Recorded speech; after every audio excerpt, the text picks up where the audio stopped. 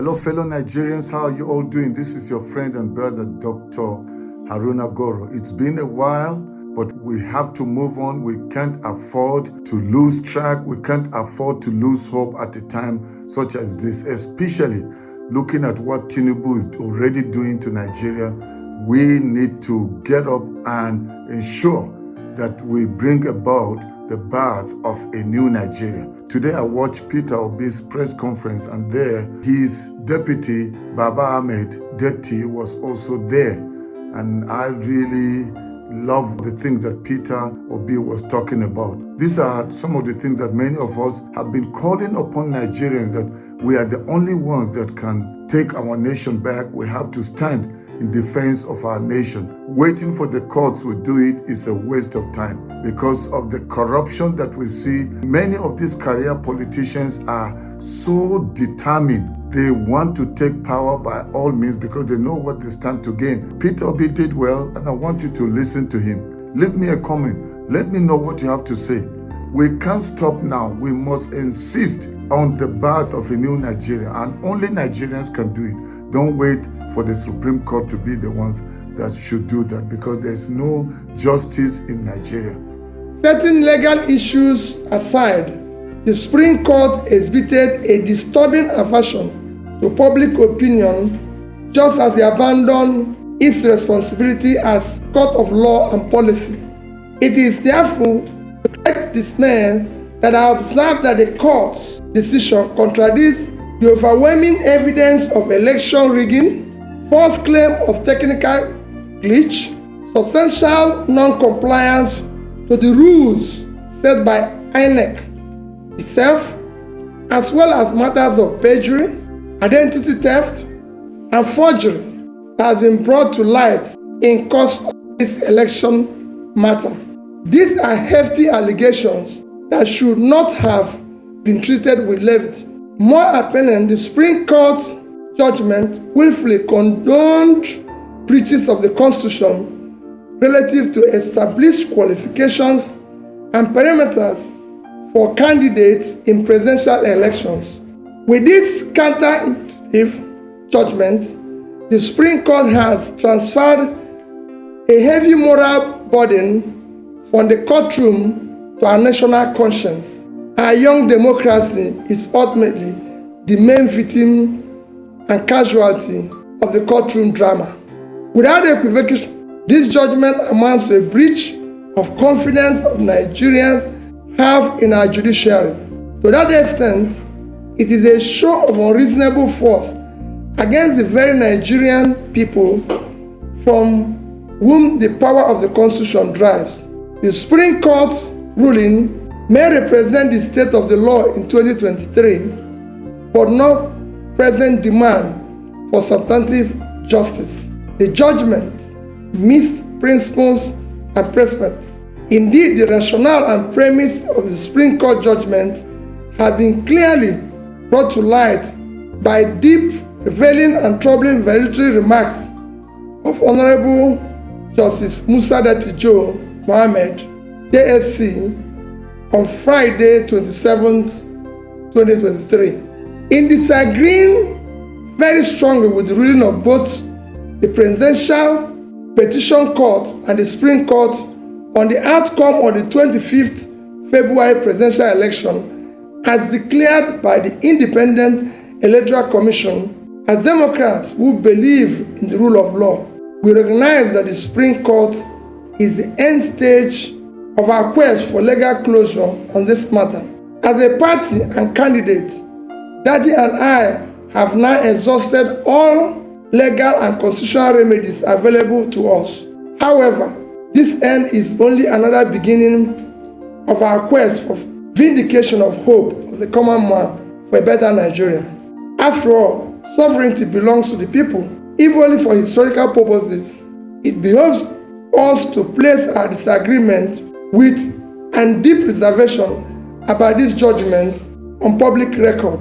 We have long been aware of how weak the national institutions have negatively affected our democracy. This year, 2023, has been quite remarkable and revealing. INEC displayed incompetence in the conduct of its statutory duties, the judiciary has largely acted in defiance of the constitutional tenets, precedents, and established ground rules. Political expediency has preceded judicial responsibility.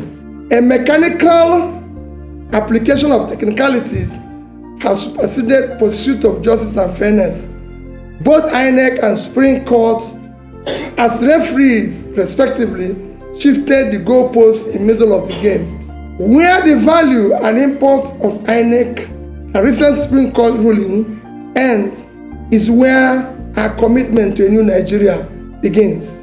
Our mission has been more about anchoring a new Nigeria, and it remains unchanged. It is a nation where things will work, where the country will be led from its present waste and consumption orientation to a production-driven economy. Our commitment is to a nation anchored on principles of prudent management of resources to quickly pull millions out of multidimensional poverty, ensuring transparency and accountability in equitable distribution of opportunities, resources, privileges. In the new Nigeria, we aim to address all unmet needs by showing compassion for all those left behind by the present system. Going forward, we in Labour Party and the Obedient Movement are now effectively in opposition. We are glad that the nation has heard us loud and clear. We shall now expand the confines of our message of hope to the rest of the country. We will meet the people in their places where they feel pain and answer the needs for hope. At marketplaces, motor parks, town halls, boardrooms, university and college campuses, we will carry and deliver the message of a new Nigeria. As stakeholders and elected Labour Party officials will remain loyal to our manifesto. We will continue to canvass good governance and focus on issues that promote national interest and unity and cohesion. We will continue to give primacy to our constitution, rule of law, and the protection of other liberties. We will offer checks and balances and will vie robustly in forthcoming elections to elect those who share our vision of a new Nigeria. Given the present national circumstance, there is compelling need for a strong political opposition.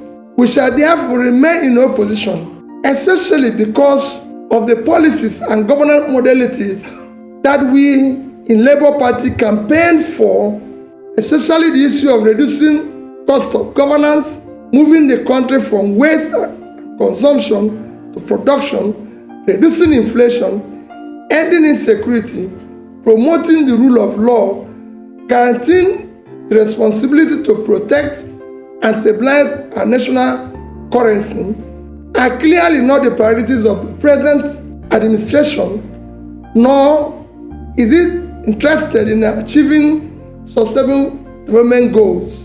It has one thing that has gladdened my heart in course of the struggle in the past 18 months. It is the passionate desire of our people, especially young Nigerians from across ethnic and religious divides, to construct a new and restructured Nigeria that will work for all Nigerians. The goal remains the guiding light and abiding inspiration. Finally, I thank all Nigerians who believed in what is now only a revolution postponed. We deeply appreciate the unalloyed, non-partisan moral support millions of youths and ordinary Nigerians across ethnic, religious, geopolitical divides have continued to give Dati and I. We extend our heartfelt gratitude to Nigerians who have supported this mission from the onset. We salute the leadership and members of Labour Party, the Obedient Movement, the Obedient Presidential Campaign, Nigerians in diaspora, support groups, and all people of goodwill who work diligently and hoped for realization of the beginning of new Nigeria in this election cycle. Nigerians who supported our cause have done so out of patriotism and their sincere conviction that our nation requires and deserves dedicated and visionary leadership who will lead Nigeria toward a brighter future. The energy and dedication of Nigerian youth and obedient movement have been simply amazing. I appreciate and salute them. I want to assure them that this is not the end of our journey, but in fact, the beginning. Nigerians heard you, the world have taken note, and will not forget easily. We shall endure, persist, until we reach our destination, because the new Nigeria is our destination. A destination is not an event. We thank in a special way our legal team. We also thank elder statesmen whose wise counsel were immeasurable. To them, we wish to state unequivocally that this judicial outcome, an obvious misinterpretation of substantial justice, has by no means foreclosed realization of a new Nigeria that is possible. On personal note, I take pride and express gratitude to those who share our vision, who have exhibited rare courage to challenge the nefarious system, the genuineness of individuals, identities, and their defining and qualifying particulars up to the highest extent allowed by law. Nigeria holds out hope of infinite possibilities leading to a desirable greatness. I remain consistent in my belief of a possibility of a new Nigeria built on character, competence, capacity, compassion, integrity, respect for the rule of law based on justice and fairness. God bless you all. God bless the Federal Republic of Nigeria. Thank you.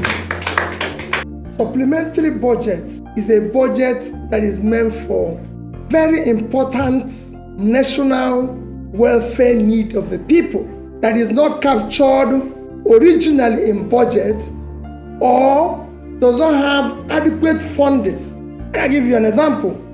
Nigeria today, we've read it in the past 1 week for United Nations World Food Organization that 26.5 million Nigerians will go hungry next year. This is an issue of national importance that we can go for supplementary budget. But we have a supplementary budget where we are mentioning issues of yachts, SUVs for First Lady's office, shows to the extent that this government is totally uncaring and we're in deep problem.